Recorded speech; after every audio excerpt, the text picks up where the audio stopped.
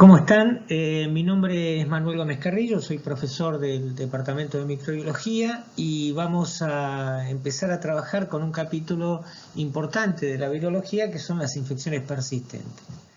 El fenómeno que vamos a tratar en esta clase tiene que ver con la latencia, con un mecanismo que está muy bien estudiado y bastante abordado como un gran ejemplo que es la familia Herpes viridae. Por lo tanto, los herpes virus van a ser el modelo que vamos a utilizar. Van a ver ustedes que este es un fenómeno que no solamente afecta a esta familia, pero en la cual lógicamente se demuestran muy claramente los mecanismos que están asociados al fenómeno.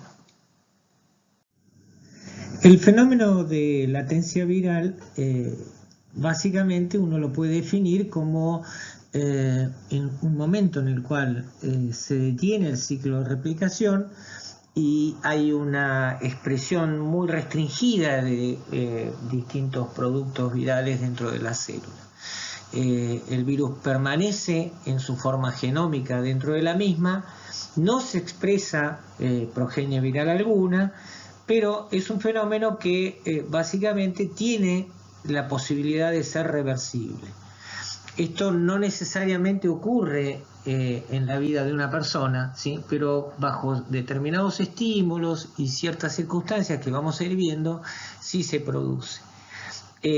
Básicamente es un mecanismo de persistencia, como ya dijimos, y además es un importante mecanismo de evasión a la respuesta inmune porque lógicamente la nula expresión de la replicación viral va a tener un impacto sobre la respuesta inmune que es bastante importante.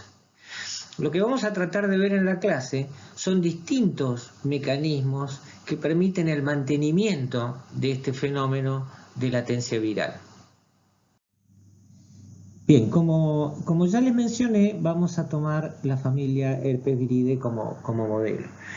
Básicamente tomamos esta familia porque es donde más se puede apreciar, se puede percibir el fenómeno de latencia, pero no son los únicos virus que lo producen. El virus JC es un polioma que se asocia a enfermedades graves en inmunocomprometidos. Vamos a ver también cuando se avance en la cursada el virus de hepatitis B, por ejemplo, que también puede hacer latencia, el virus papiloma humano asociado al cáncer de cuello uterino, por ejemplo, e incluso virus como el HIV, que tienen una gran dinámica respecto de su curso y evolución y historia natural, desarrollan fenómenos de latencia en determinados tipos celulares que favorecen la persistencia y, como ya les mencioné anteriormente, la evasión a la respuesta inmune. Bien, entonces empezamos a trabajar con la familia Herpes viridae. La mayoría de sus miembros son de distribución mundial y muy frecuentes en la población, ¿sí? Tienen una alta prevalencia y tienen una tasa de infección muy elevada en las poblaciones. Suelen transmitirse por contacto directo entre individuos, en muchos casos contactos íntimos, y lógicamente algunos de ellos son exponentes importantes de infecciones tanto de transmisión sexual como de infecciones perinatales o de transmisión congénita o vertical. Son conceptos que los van a ir profundizando seguramente en el seminario que corresponde a esta parte y además cuando hagan la cursada de microbiología 2. En aquellas situaciones en las cuales hay intervención médica, hay dos situaciones particulares que tienen que ver con el trasplante de órganos y las transfusiones sanguíneas, en las cuales muchos de los miembros de esta familia pueden cobrar una relevancia significativa. Y lógicamente pueden contaminar determinados elementos en el medio ambiente, principalmente fomites, como es el caso de utensilios de cocina, vasos, cubiertos o objetos que se puedan compartir entre personas que puedan estar contaminados, ya sea a través de lesiones en algunos de los casos que vamos a ver puntualmente, o secreciones que puedan contener viriones en los momentos en los cuales hay replicación viral y puede ser una fuente de diseminación y transmisión. El término herpes que caracteriza a esta familia es un término muy antiguo que proviene del griego y que significa serpentear, arrastrarse, reptar, ¿sí? Y que de alguna manera fue descrito por algunas manifestaciones clínicas que Hipócrates observaba en ciertos individuos. Es muy probable que estas descripciones se relacionaran con alguno de los miembros de la familia herpes en base a las características clínicas que se describía. Pero lo que queda muy claro también es que en la antigüedad ya hay descripciones que nos hacen pensar que estamos hablando de una familia viral que tiene una coevolución con el nombre bastante elevada. Y cuando veamos algunas de las características virológicas, probablemente nos demos cuenta que esta familia viral ha adoptado mecanismos de coevolución con las células humanas durante muchísimo tiempo. Muy bien, entonces vamos a empezar a trabajar con la familia Herpes viride. Ustedes van a notar que hay 3 subfamilias dentro de todos estos virus: los alfa herpes virus, los beta herpes virus y los gamma herpes virus, con distintos exponentes. Hablando de los alfa, ustedes van a ver que incluye 3 exponentes que son los que vamos a analizar, particularmente el herpes simplex tipo 1, el herpes simplex tipo 2 y el virus de la varicela, el virus varicela zoster. Es importante que ustedes tengan en cuenta que existen células en las cuales el virus puede hacer una replicación productiva y otras células en las cuales el virus va a desarrollar el mecanismo de latencia. La distinta fisiología y las características de las células muchas veces condicionan la adaptabilidad del virus para poder entrar en ese periodo de no replicación. Vamos a ver también dentro de los beta herpes virus al virus citomegalovirus humano y a los virus herpes humano 6 y herpes humano 7, que también tienen sus células en las cuales hay replicación productiva y las células en las cuales puede desarrollar el mecanismo de latencia. Es importante que ya tengan en cuenta que estas diferencias en los tipos de células en los cuales se interactúa condicionan mucho las características clínicas que van a tener los pacientes infectados con los distintos tipos de virus. Por último, los gamma herpes virus, el virus Epstein-Barr y el herpes humano 8, además de tener sus propias características en qué tipos celulares desarrollan los distintos mecanismos que queremos destacar, básicamente son en ambos casos virus asociados a oncogénesis viral, ¿sí? Capítulo que vamos a ver en otro teórico y del cual hablaremos particularmente. En términos generales, la estructura de la partícula viral de todos los miembros de esta familia es muy similar, ¿sí? Son en muchos casos absolutamente indistinguibles. Se trata de virus envueltos, contienen todos ellos un gran número de glicoproteínas de envoltura, en algunos casos tiene más de 10. Esto determina en cierto modo un complejo mecanismo de unión a receptores en forma secuencial, con lo cual, a diferencia de otros virus, el mecanismo de entrada parece ser bastante más complejo. Asimismo tienen una estructura que los lleva a descripciones que se hicieron hace muchos años, a las cuales se las denominó tegumento, ¿sí? En esta matriz que está entre la envoltura y la cápside hay un conjunto de proteínas virales muy importantes y que vamos a ver en breve, asociados a mecanismos de disparo de la replicación viral, ¿sí? Son proteínas particularmente asociadas a el inicio de la replicación viral. Y otra característica importante tiene que ver con el ácido nucleico. El ácido nucleico es un ADN de doble cadena que es lineal en la partícula viral, pero que en las células se puede circularizar. Este es un fenómeno que es bastante determinante, especialmente en aquellos eventos de latencia en los cuales el genoma del virus está circularizado y no se integra al genoma de la célula, ¿sí? Son virus que tienen un genoma muy grande, particularmente grande, codifican muchísimos productos, y vamos a entrar en un concepto dentro de poco que tiene que ver con la utilización de mecanismos génicos, en particular asociados a un fenómeno de mimetismo molecular.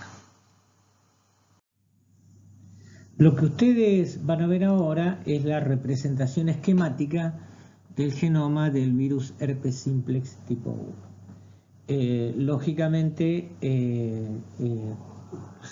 muestra una complejidad bastante grande, es un genoma que tiene un tamaño bastante considerable, pero básicamente el mensaje con esto tiene que ver con que observen dos o tres cosas en particular. Si hacemos un acercamiento a lo que es el genoma, ustedes van a ver que hay regiones del genoma que se denominan regiones alfa, hay otros genes que se los denomina beta, como pueden ver en este caso, y también hay genes que tienen la característica de denominarse como gamma, ¿sí? Esto determina en particular una secuencialidad en el ciclo de replicación, que es lo que vamos a ver en la siguiente diapositiva. Esta secuencialidad comienza con, lógicamente, la invasión del virus a la célula. En este caso estaríamos hablando de una célula epitelial, por ejemplo, en el cual luego de la interacción de los receptores con las glicoproteínas de la envoltura viral, la cápside viral y todo un complejo proteico que lo acompaña ingresan al núcleo. Acá están las proteínas del tegumento, que después vamos a ver en detalle qué función cumplen, y a partir de ese momento se dispara un mecanismo en el cual la transcripción génica tiene tres etapas. Se transcriben los genes inmediatos tempranos y dan origen a proteínas inmediatas tempranas, las cuales facilitan la síntesis y la expresión de los genes tempranos, cuyas funciones ahora vamos a ver, y por último estos genes tempranos desencadenan como mecanismo en cascada la expresión de los genes gamma, que son los que codifican para proteínas tardías. Nos interesa resaltar particularmente que los genes alfa codifican para proteínas que son inmediato tempranas, que tienen una función particular, que es la de paralizar el metabolismo celular, y esto lleva como consecuencia el bloqueo de ciertas defensas celulares. A esto lo denominamos silenciamiento y lo van a ver en la bibliografía como shut-off, ¿sí? Particularmente este es un fenómeno que ustedes han visto en inmunología y que tiene que ver con la respuesta inmune innata, y es la actividad antiviral de los interferones, ¿sí? Recuerden particularmente las señales que pueden distintos elementos virales pueden generar a través de receptores, la síntesis de ciertos componentes que van a actuar como mecanismo de defensa antiviral en la célula. Estos mecanismos pueden ser alterados precisamente por estos productos génicos asociados a los genes alfa. Los genes beta, que son los que codifican para proteínas tempranas, básicamente tienen como principales exponentes la producción de polimerasas y de enzimas que están asociadas a la síntesis de ácidos nucleicos en la célula. Particularmente la timidinoquinasa es una enzima que es necesaria dentro de una determinada célula para poder facilitar la síntesis de ácidos nucleicos en la misma. Y de alguna manera ustedes van a ver más adelante en su carrera que esta enzima particularmente es un blanco de acción de las drogas antivirales antiherpéticas, particularmente contra el herpes simplex y contra el citomegalovirus humano. Por otro lado, las proteínas gamma son aquellas consideradas tardías y que básicamente son todas aquellas proteínas que van a ser requeridas para conformar la estructura de los viriones cuando hay una replicación de tipo activo. Entonces, resumiendo esta parte, básicamente ya hemos analizado que entre los miembros de la familia Herpesviridae existen muchas similitudes que están en esta parte de la diapositiva, y también existen diferencias. Yo me detengo brevemente en las diferencias, que básicamente tienen que ver con las enfermedades que producen. Son diferentes, tienen presentaciones clínicas distintas. Lógicamente las diferencias entre las células blanco de infección productiva y de infección latente, que ya hemos visto. Lógicamente en lo que hace a su patogénesis, el mecanismo lítico o mecanismo no lítico, vamos a establecerlo bien a lo largo de esta clase. En algunos casos, yo les mencioné precisamente que la forma episomal era la manera en la cual el genoma se mantenía sin integración al genoma. Existen descripciones especialmente vinculadas al virus herpes humano 6, en la cual habría integración del genoma, ¿sí? Pero mayoritariamente los miembros de la familia no integran su genoma al genoma celular. Y algo que tenemos que tratar de esclarecer y de describir lo más detalladamente posible en esta clase tiene que ver con las estrategias para establecer y mantener la latencia, ¿sí? Esto es, de alguna manera, las grandes diferencias desde el punto de vista del fenómeno de latencia que queremos describir. Bien, entonces vamos a empezar a trabajar con los mecanismos que se asocian a todo el proceso del fenómeno de latencia. En primer lugar, tendríamos que contestar la primera pregunta, que es ¿qué permite el establecimiento de la latencia? ¿Qué hace que se mantenga? ¿Cómo se mantiene ese mecanismo por el cual el virus no se hace evidente en la infección? Y por último, ¿qué fenómenos podrían asociarse a la reactivación del fenómeno de latencia con la consecuente expresión clínica que pueda llegar a tener? Todos estos mecanismos son diferentes entre los distintos miembros de la familia, y por lo tanto vamos a trabajar básicamente con 4 modelos, particularmente el herpes simplex, el virus varicela zoster, el citomegalovirus humano. Y en el caso del virus Epstein-Barr vamos a hacer alguna reseña, pero vamos a reservar para el teórico próximo que viene dentro de poco, que es el de oncogénesis viral, los mecanismos más detallados respecto de la latencia en este virus.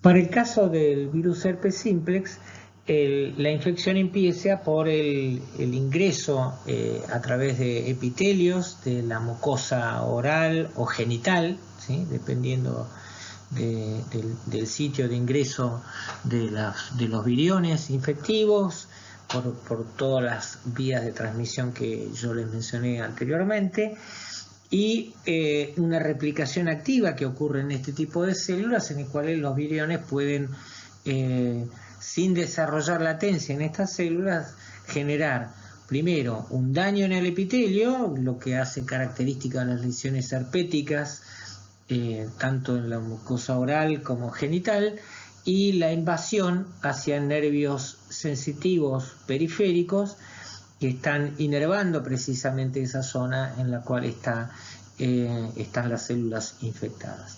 A partir de ese momento se produce un transporte a través del transporte axonal, que tiene que ver con la interacción de microtúbulos, dineínas y una serie de elementos celulares que transportan un complejo viral que puede llegar al cuerpo axonal y que de alguna manera determina la incorporación en el cuerpo neuronal de el ADN viral, que va, en el caso del herpes simplex, a mantenerse de manera episomal en ese lugar.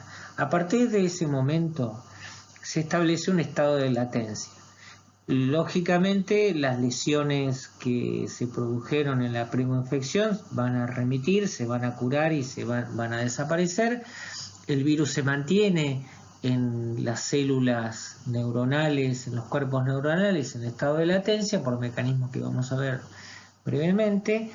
Y existen mecanismos que vamos a tratar de explicar, que reactivan y disparan el mecanismo de replicación viral de manera tal de que se produzca una migración de partículas virales hacia el epitelio nuevamente, el epitelio inervado, y una recurrencia de las lesiones que habitualmente ocurren en el mismo lugar donde fue establecida la infección inicial. Esto es lo que normalmente ocurre con un paciente que tiene un herpes recurrente, producto de la reactivación de una infección latente en la neurona que inerva ese sitio. Entonces, para analizar un poquito cómo se establece el disparo de la replicación, ustedes recordarán esta imagen. Esta es la imagen característica de los miembros de la familia Herpesviridae, en el cual les habíamos destacado que entre la envoltura y la cápside había una matriz constituida por una proteína. Esa matriz se denominaba tegumento. Esa proteína es una proteína que se llama BP16 o alfa-TIF, ¿sí? Que tiene un rol esencial en el disparo inicial de la replicación viral. De alguna manera, entonces, estas proteínas del tegumento lo que hacen es reclutar factores de transcripción celular que de alguna manera promueven la síntesis y la expresión de los genes inmediatos tempranos.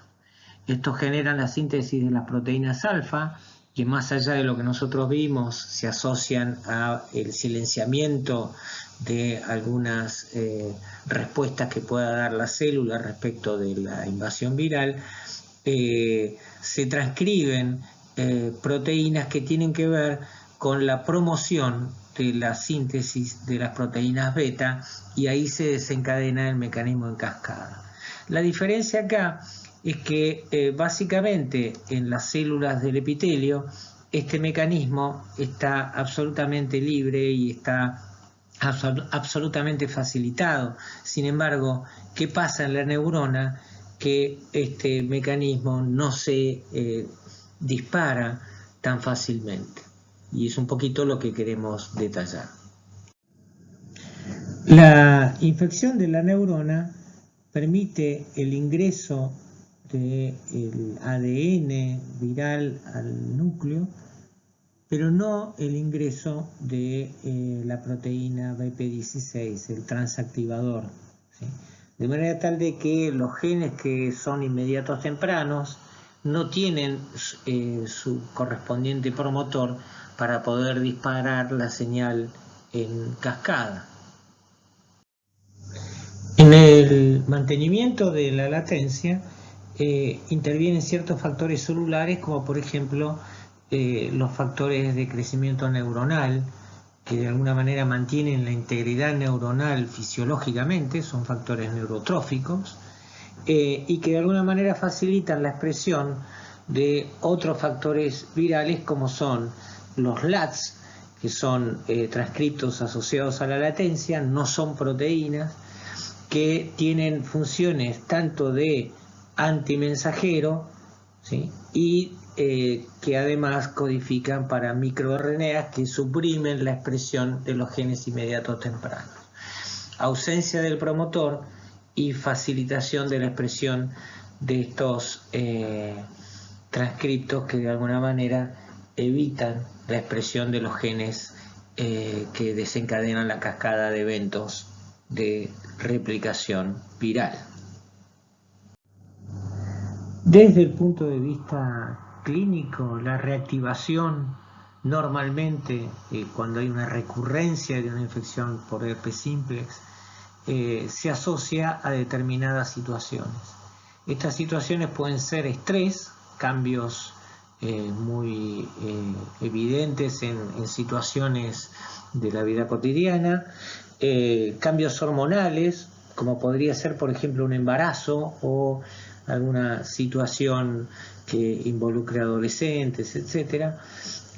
La exposición a radiaciones ultravioletas es algo que suele darse también con frecuencia. Hay algunos mecanismos que describen esta situación en particular, o por ejemplo algunas intervenciones como aquellas en las cuales se hacen neuroectomías, ¿sí? Por ejemplo en el caso de una extracción dentaria, un tratamiento conducto, etcétera, que generan particularmente algún tipo de señal. Se estima que estas señales de reactivación, de estrés, etcétera, generan la inducción de la síntesis y expresión de EBP16, que a través de factores celulares como es el HCF, que es un factor celular que facilita la entrada de esta proteína al núcleo de la neurona, gatilla a toda la cascada de eventos que generan la replicación viral y que de alguna manera los viriones que se generan en ese evento empiezan a migrar hacia vía axonal ya centrífuga y empiezan a invadir el epitelio. Ahí aparecen las lesiones características que tienen que ver con la recurrencia de la reactivación de una infección latente por herpes simplex. Pero también es importante considerar que hay un control epigenético del mantenimiento de la latencia o del disparo de la reactivación. En aquellas células en las cuales hay una metilación de histonas, hay un entorno restrictivo a la transcripción génica y por lo tanto las células van a mantener de alguna manera quiescente la expresión de muchos de sus genes. Tengan presente que el genoma viral está precisamente asociado al núcleo celular y se ve afectado por este fenómeno. BP16 puede forzar este mecanismo a través del reclutamiento de factores celulares que favorezcan la acetilación y de alguna manera generar una cromatina laxa que pueda ser pasible de ser transcripta por distintas polimerasas que pueden estar actuando en esas células. Sin embargo, el control epigenético de la latencia puede no ser dependiente exclusivamente de BP16. Hay mecanismos descritos en los cuales la acetilación de histonas generan el entorno propicio para la transcripción génica y en las cuales no hay participación de BP16 y por lo tanto es un mecanismo que también podría estar regulado por la misma célula. Y también hay un rol de la respuesta inmune celular bastante importante en el fenómeno de latencia. Una vez establecida una respuesta celular adaptativa vinculando especialmente a linfocitos T, CD8 y CD4, ¿sí? Por mecanismos no líticos, ¿sí? Los linfocitos T, CD8 a través de granzima B y a través de interferón gamma inhiben dentro de la célula la expresión de factores transcripcionales inmediatos tempranos.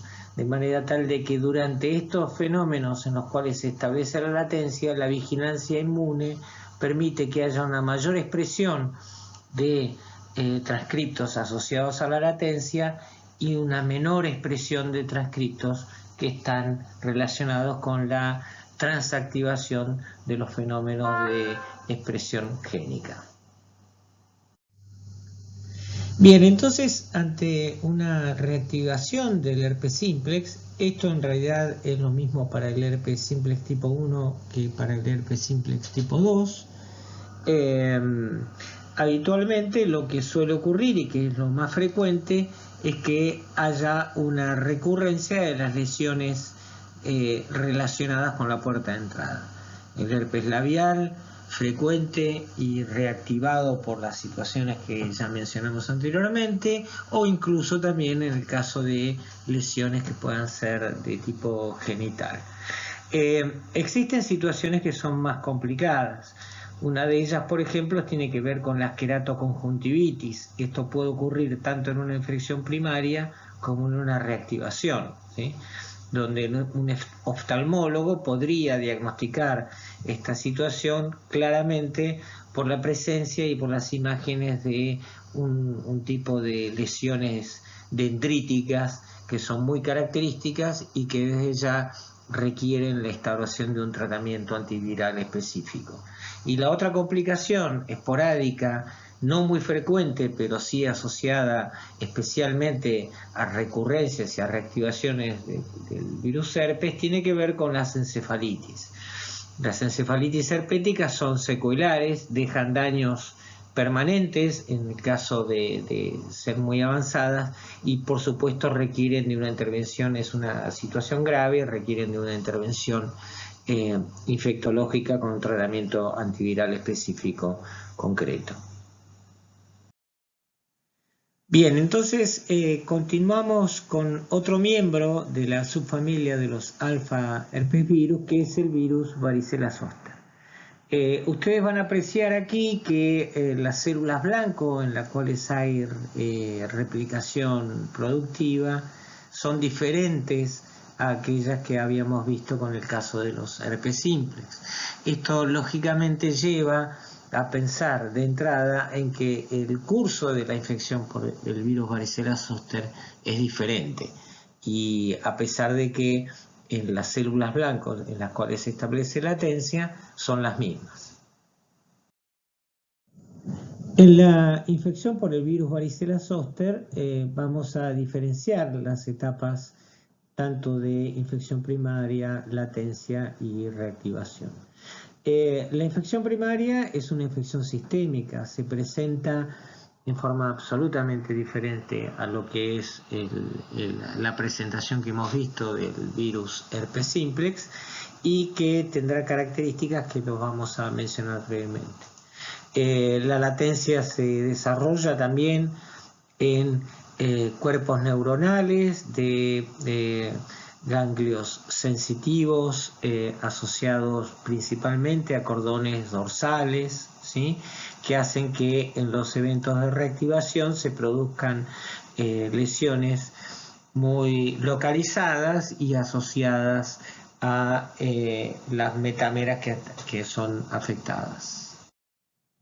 En lo que hace a las características virológicas no es muy diferente de lo que hemos visto hasta ahora. Es un virus envuelto con múltiples glicoproteínas de envoltura, ADN lineal, doble cadena, de gran complejidad genética y de gran tamaño, y la presencia de un tegumento que se encuentra entre la envoltura y la cápside y que lógicamente tiene el mismo rol y el mismo papel que cumple con otros miembros de la familia herpes como hemos visto hasta ahora.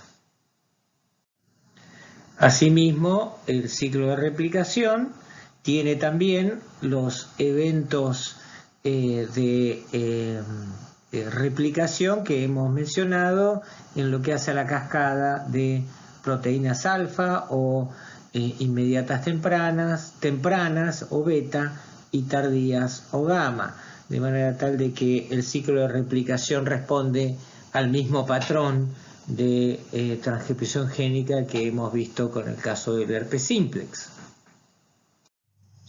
La infección primaria o varicela es una infección respiratoria prácticamente. La vía de ingreso tiene que ver con el compromiso de las vías respiratorias superiores, la replicación viral en la mucosa respiratoria superior, la infección de linfocitos T y el desarrollo de una viremia importante que va a ir diseminando el virus a distintos órganos y tejidos, especialmente a la piel. Las viremias son recurrentes, o sea, hay distintos eventos de viremia que se van a manifestar clínicamente en algo que vamos a ver, tiene que ver con el exantema particular que presenta esta infección. Y la infección tiene un periodo inicial en el cual el paciente, especialmente niños, que son los principales que se ven afectados por esta infección, hacen un cuadro febril inespecífico en el cual hay decaimiento, hay un cuadro, un síndrome de tipo gripal que se desencadena en el exantema, que afecta la cara, el tronco, el cuero cabelludo, ¿sí? Y que tiene lesiones que son maculopapulares muy características y con distinto grado de evolución. Ese distinto grado de evolución en las cuales uno puede encontrar pápulas, vesículas o úlceras y costras, tiene que ver con los eventos de viremia recurrente que están desarrollándose en la infección primaria y en los cuales los linfocitos T, CD4 principalmente, tienen un rol bastante esencial para el acceso del virus a la piel.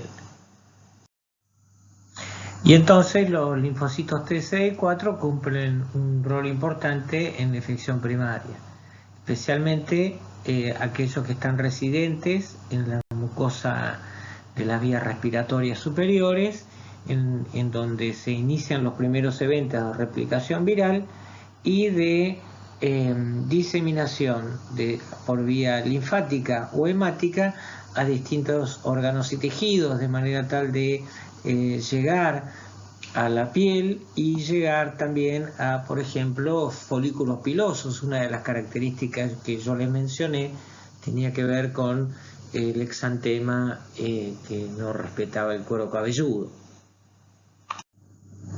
La llegada del virus a los estratos basales de la epidermis y la infección de estas células inmaduras lleva a que la replicación viral y a la presencia de linfocitos T, CD4 infectados generen un fenómeno citopático muy característico que tiene que ver con el fenómeno de la aparición de células multinucleadas, ¿sí? De la formación de sincicios, algo que ustedes van a ver en microbiología 2 se asocia a el diagnóstico específico de una infección por virus de la familia de los herpes en este tipo de lesiones. Lógicamente, el entorno que se genera alrededor de estas células desde el punto de vista inmunológico, principalmente asociado a la presencia del desencadenamiento de una respuesta de interferón y de otros mecanismos de la inmunidad innata, hacen que se focalicen estas lesiones y por lo tanto esto es lo que caracteriza a estas viremias, en las cuales son focos limitados de lesiones a lo largo de la piel que de alguna manera caracterizan el exantema que se observa clínicamente. Y a partir de la replicación viral a nivel de la epidermis se produce la invasión neuronal del cordón nervioso y el acceso del virus al cuerpo neuronal del ganglio dorsal sensitivo. Sin embargo, Existen evidencias que el acceso nervioso del virus puede estar acompañado también por linfocitos T infectados y que el cuerpo neuronal también sea invadido a partir de la replicación viral en los linfocitos T residentes en esta ubicación.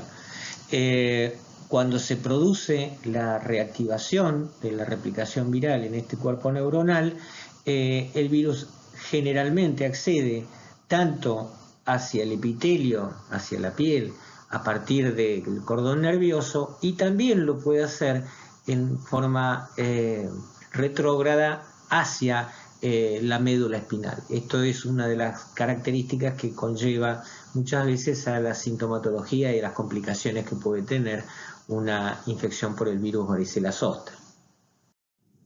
En el mantenimiento de la latencia y de forma análoga a lo que ocurre con el herpes simplex, también se transcriben RNAs que tienen antisentido frente a promotores, como en el caso del varicela zoster es el ORF61, que de alguna manera tiene un rol similar al que tiene ICP0 como disparador del mecanismo de transcripción génica viral. De otra forma, además, se está descrita la presencia de una proteína ORF63 que tiene actividad antiapoptótica y que junto con estos transcriptos antisentido contribuirían al mantenimiento de la latencia en la neurona ganglionar. La reactivación de la replicación viral puede darse a partir de señales principalmente provenientes de los epitelios y de la piel, y también esto puede ocurrir a partir de señales neuronales que vengan desde la médula espinal. Y en estos casos, estas señales, que pueden ser frecuentes, están siendo inhibidas básicamente por la vigilancia inmune T.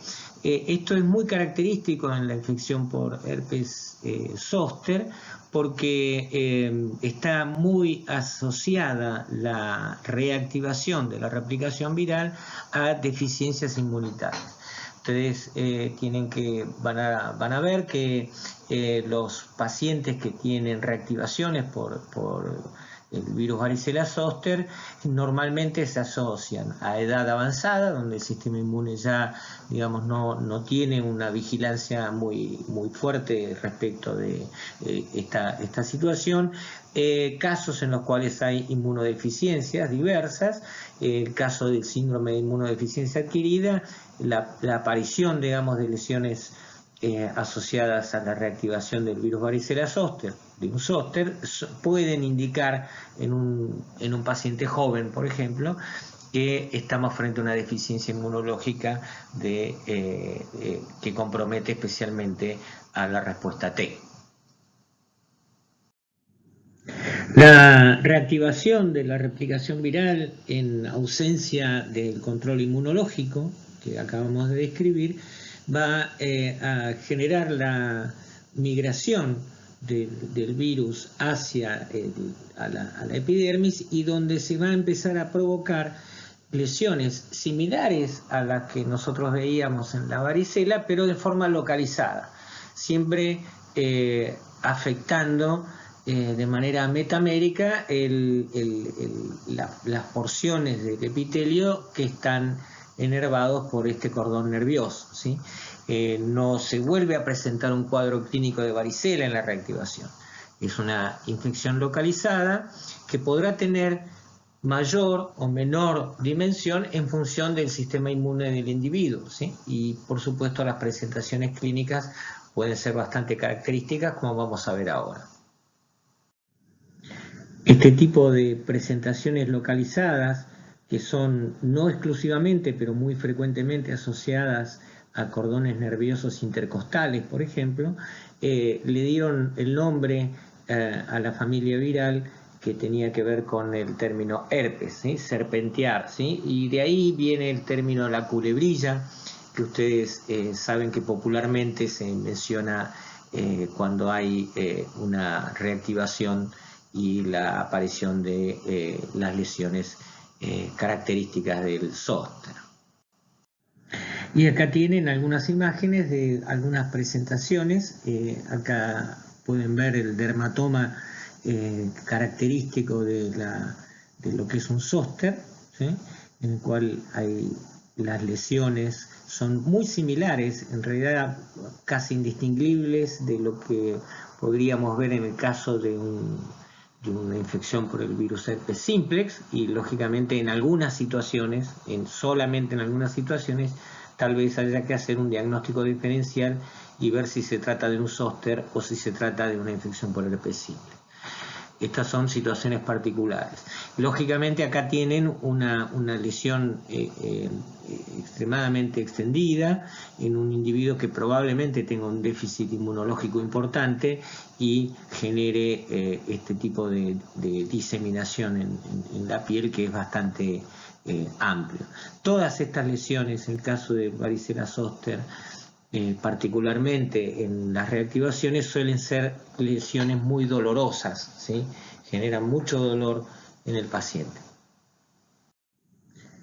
Y tal como les mencioné anteriormente, la reactivación de la replicación viral en la neurona ganglionar puede llevar al virus en forma centrífuga hacia el dermatoma y producir las lesiones que estamos describiendo, pero también puede haber invasión, ¿sí?, en forma centrípeta hacia el sistema nervioso central y básicamente provocar alguna de las complicaciones que se asocian a los casos de zóster grave.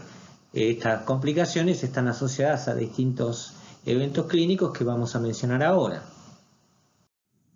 Las complicaciones de la infección por el virus varicela zóster pueden darse en las dos situaciones claramente distinguibles. En la infección primaria, la varicela puede tener complicaciones graves en niños, por ejemplo, en los cuales la sobreinfección bacteriana de las lesiones puede llevar a infecciones graves de piel y tejidos blandos por distintas bacterias, especialmente estafilococos, estreptococos, ¿sí? Puede haber casos de neumonía grave y encefalitis, todo esto en el proceso de infección primaria.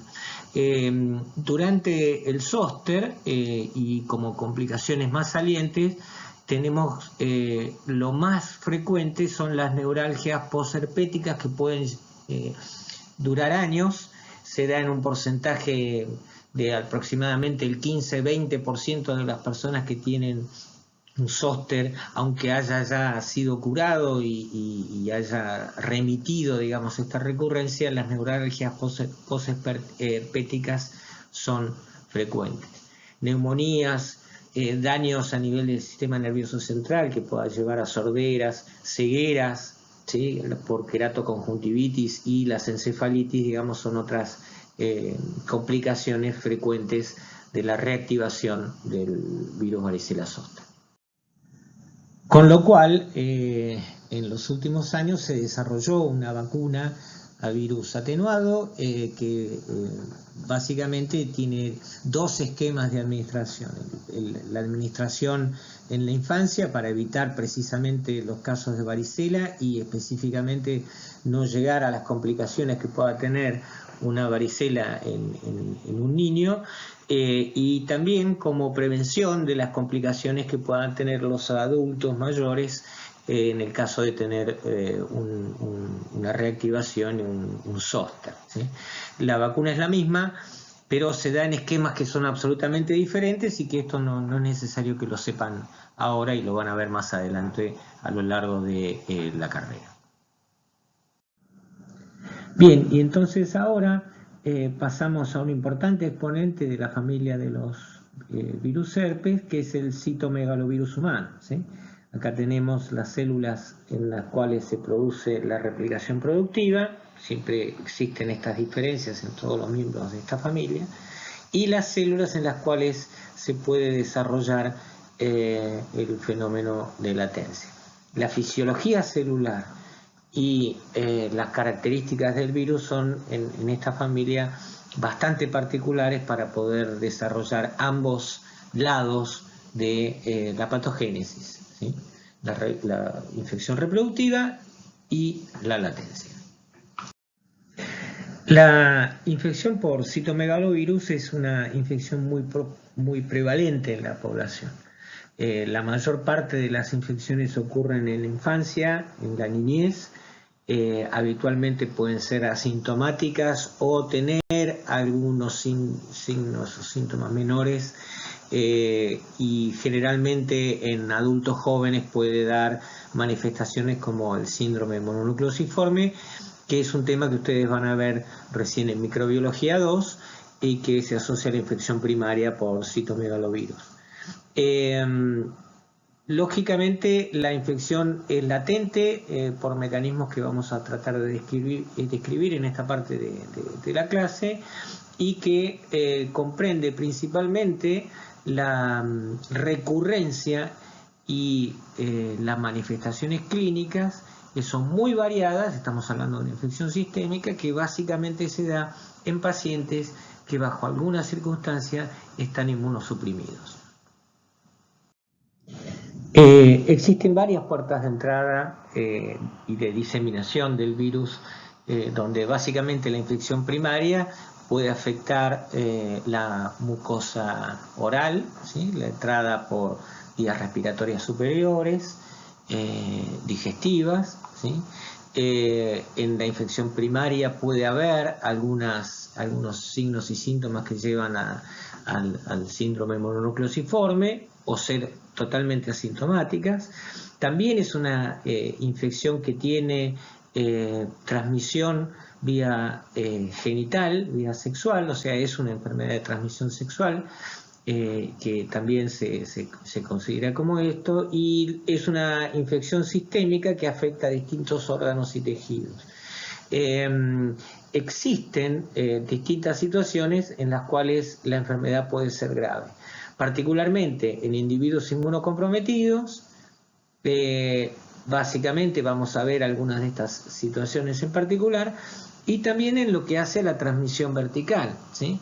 Los neonatos pueden sufrir ante una infección primaria o una reactivación, pero principalmente ante una infección primaria en una mujer embarazada pueden padecer secuelas graves, una infección de tipo congénito. Con lo cual, esta gráfica de alguna manera resume las situaciones en las cuales puede haber complicaciones diversas en distintos individuos. Puede haber infección renal, puede haber neumonías, puede ocurrir hepatitis, y siendo la puerta de entrada natural o vía iatrogénica, es una importante entidad dentro del contexto de lo que es el trasplante de órganos, ¿sí? Que de alguna manera pueden llevar a las distintas patologías que pueden asociarse. También, lógicamente, como pudimos mencionar recién, la transmisión vertical es uno de los escenarios también de complicaciones. Desde el punto de vista virológico, citomegalovirus tiene las mismas características que todos los miembros de la familia. Virus envuelto con un número importante de glicoproteínas de la envoltura, la presencia de un tegumento que rodea la nucleocápside, que también tiene las mismas funciones que hemos visto como factores de disparo de la transcripción viral.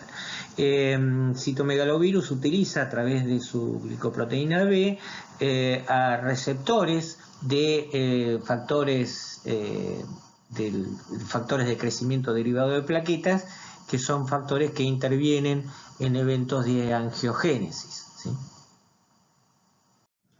A partir de allí, el ciclo de replicación sigue los mismos parámetros que veníamos viendo de los miembros de la familia, en los cuales hay infección productiva, que tiene que ver con macrófagos, células dendríticas, fibroblastos, células endoteliales, esa cascada de eventos de proteínas inmediatas tempranas y tardías, de alguna manera generan la infección productiva y de alguna manera la diseminación sistémica del virus a distintos órganos y tejidos, como hemos visto.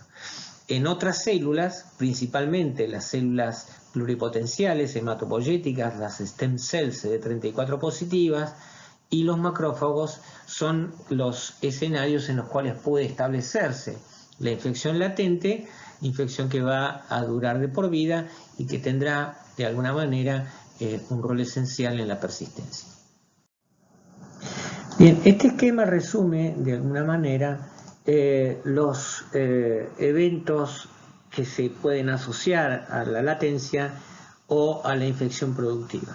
Es un esquema bastante complejo, muchos de estos eventos no están completamente dilucidados, entonces vamos a hacer de alguna manera una división entre los fenómenos más salientes asociados a la latencia y a la infección productiva.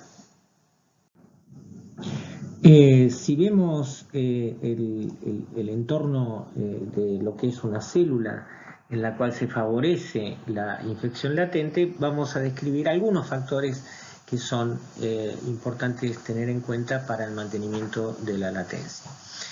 Básicamente, una proteína viral, la US28, estaría asociado a eventos de señalización y modulación del ciclo celular que de alguna manera restringirían los mecanismos de disparo de apoptosis. Esto es algo que de alguna manera favorece el entorno celular para la persistencia del virus.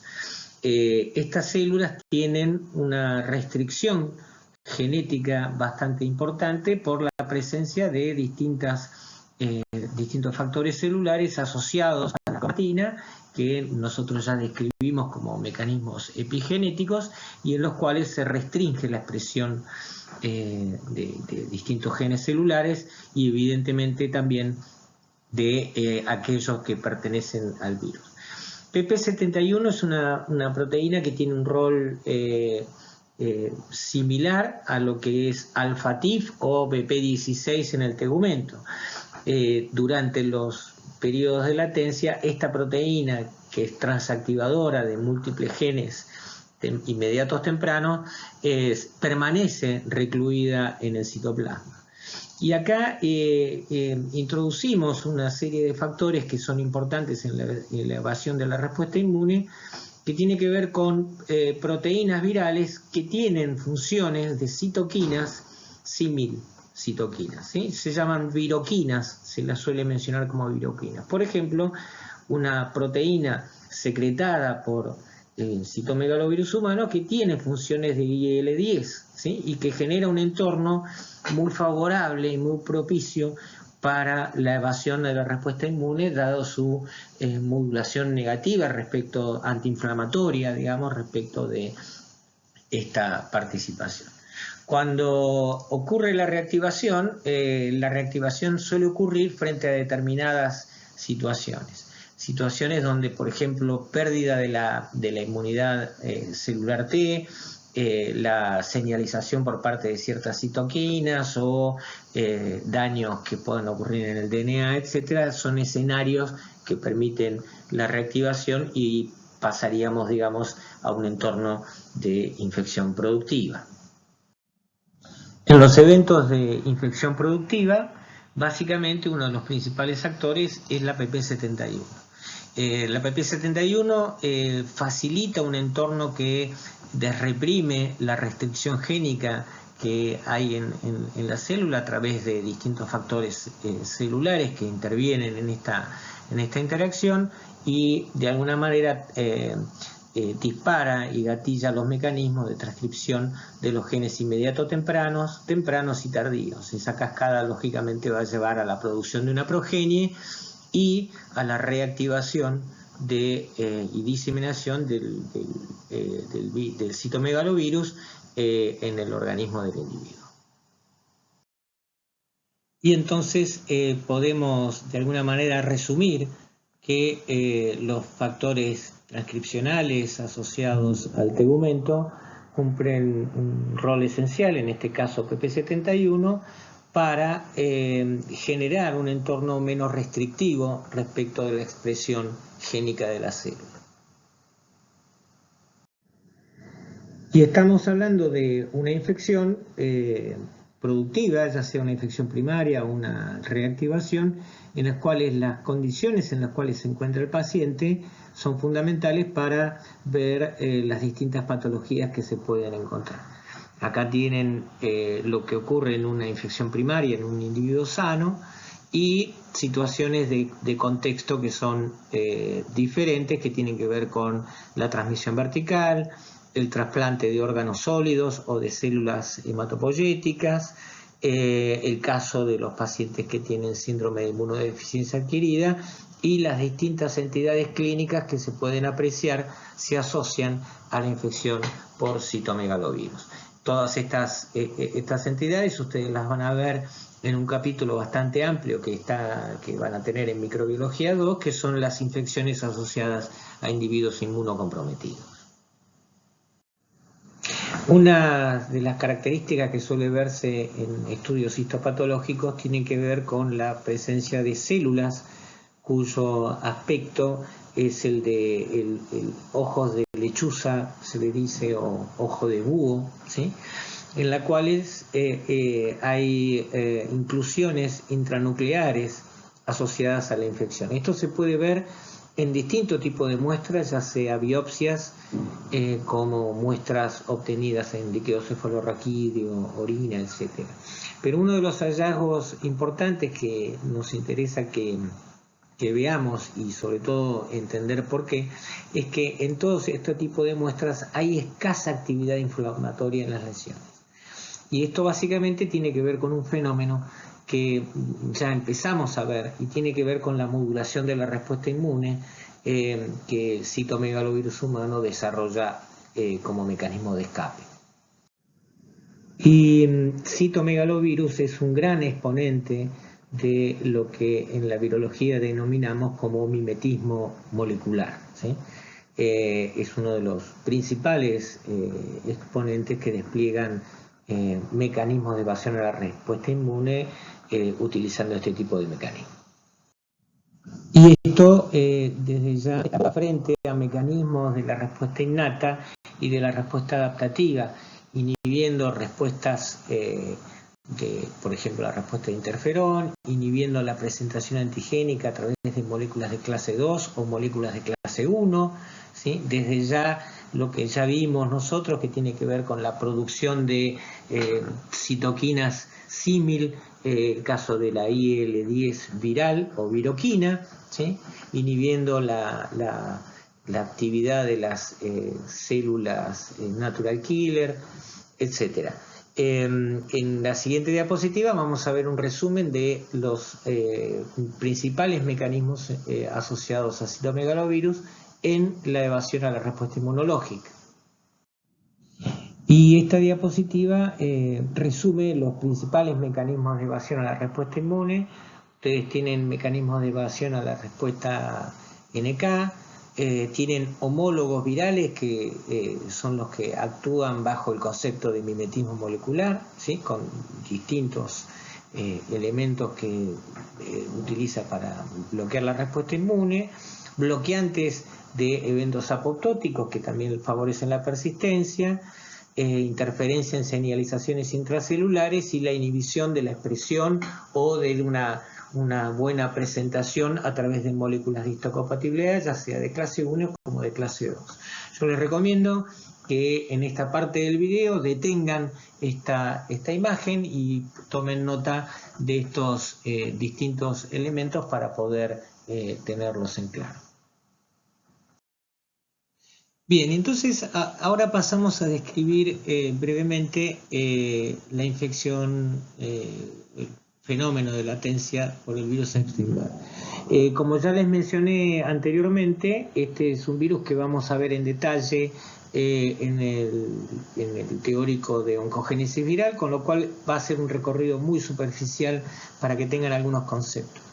Esta infección se la caracteriza por las vías de transmisión que tiene que ver con el beso, se la denomina a la mononucleosis infecciosa, lo que sería la infección primaria por Epstein-Barr, la enfermedad del beso, que afecta a un altísimo porcentaje de la población, desde la infancia y que principalmente las manifestaciones clínicas se suelen dar en adolescentes o adultos jóvenes. El virus Epstein-Barr pertenece a la subfamilia de gamma herpes virus, como ya les mencioné anteriormente. Estos virus de los gamma herpes virus están asociados al mecanismo de transformación celular e infectan células del epitelio orofaringeo, linfocitos B, y en los cuales linfocitos B desarrollan los mecanismos de latencia.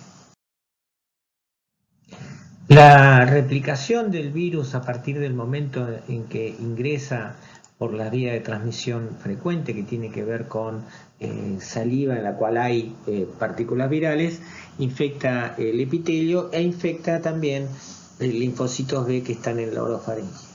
En el caso de Epstein-Barr particularmente, nosotros vamos a ver que hay 4 tipos de latencia distintas, en las cuales hay diferente expresión de factores virales, algunos de ellos bastante importantes y en algunos casos asociados al desencadenamiento de distintas enfermedades oncológicas. Básicamente el virus Epstein-Barr lo que induce en particular es la proliferación de linfocitos B. Y esto tiene mucho que ver con la clínica, que tiene que ver la infección primaria, como vamos a ver. Lógicamente hay eventos de inhibición de la apoptosis, como hacen otros virus, que vamos a ver en distintos momentos de la clase próxima. El mantenimiento de la latencia tiene que ver con la expresión de proteínas y de ciertos ácidos nucleicos, como son particularmente algunos productos y microRNAs que se codifican en el genoma del virus, que de alguna manera establecen mecanismos para la inhibición de la transcripción génica viral en las instancias en las cuales se empieza a establecer la latencia en linfocitos B.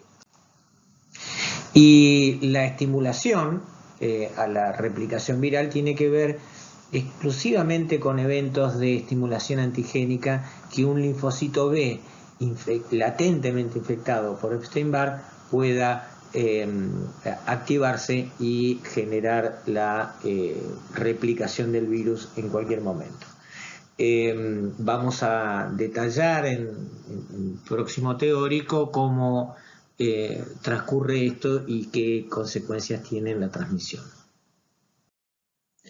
Por último, y para no dejar de lado, considerar las infecciones que producen el herpes humano 6 y el herpes 7, ¿sí? Que son los beta herpes virus, que infectan principalmente linfocitos TCD4 y que también tienen células en las cuales pueden desarrollar los periodos de latencia.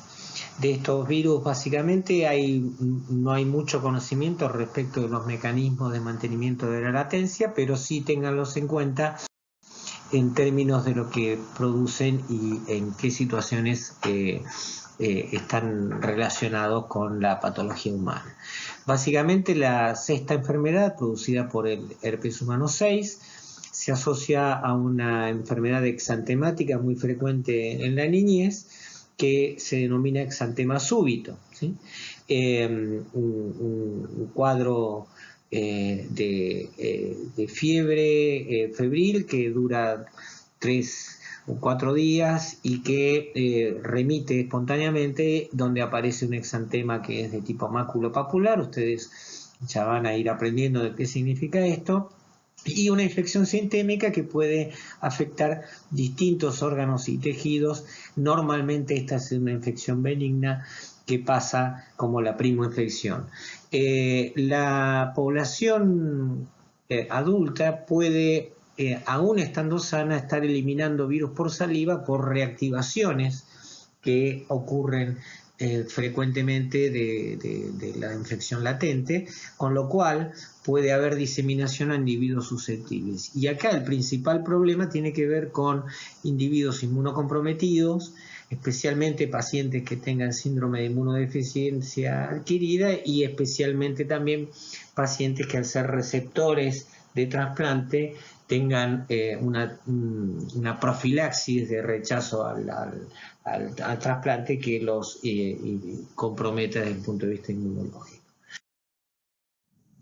Y acá tienen algunas de las características salientes del herpes 6 y del herpes 7, principalmente asociadas a la transmisión, a lo que sería la infección transplacentaria y lógicamente la reactivación que puede ser bastante común durante el embarazo, ¿sí? El herpes humano 6, importante en los casos de enfermedad en adultos, particularmente es el herpes humano 6B, ¿sí? Particularmente. Y el escenario más importante en el cual cobran relevancia estos virus tiene que ver especialmente en el caso del trasplante y la reactivación, por ejemplo, que puede dar distintos tipos de manifestaciones clínicas e incluso asociarse al rechazo, ¿sí? de órganos en particular. Les agradezco mucho la atención. Y bueno, estaremos pronto en contacto nuevamente con el teórico de infecciones virales transformantes.